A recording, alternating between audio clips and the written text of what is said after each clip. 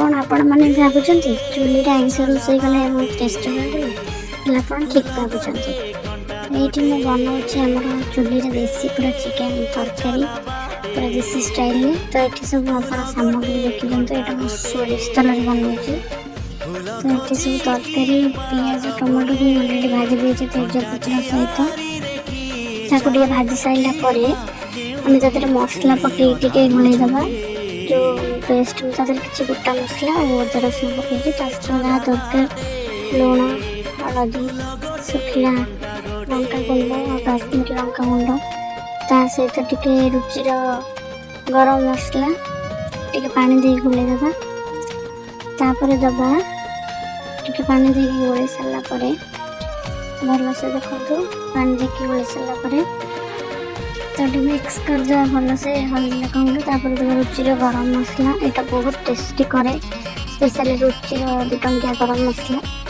तापर चिकेन मसला ये सब पकई भल भाव गोल पूरा जल्दी कषिब जमी सैड्रे तेल छाड़ी आस से जाए कषिबा भल भाव कहीं मसला जिते कषि हम तरकारी सेते भल लगे ये किसी गोटा मसला यूज करनी देखो मसला हो गला तापर आम चिकेन को पकईदेवा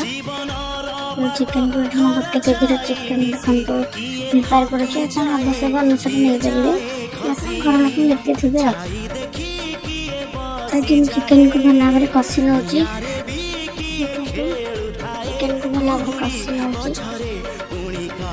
मसला सब लगे कभर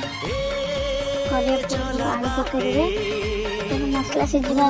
सहित आलू भी सीझी जमी टाइम मैंने बंचीज से पकईदे आप किस समय पर भी चाहिए पकई पारे किसी असुविधा ना ये सब को भल भाव गोल सारापर आप 10 मिनट स्लो फ्लेम पक रखिदे तापर देखो बाहर कलापर जी तेल छाड़ी आराम से कषिबे भल भाव ढांकी ढक्कन काढ़ी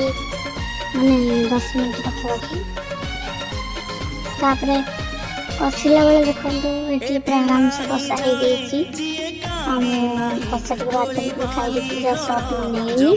तो ये कषा भल भाव होगा आवश्यक अनुसार पानी देवी ठंडा पानी देते गरम पानी दे पारे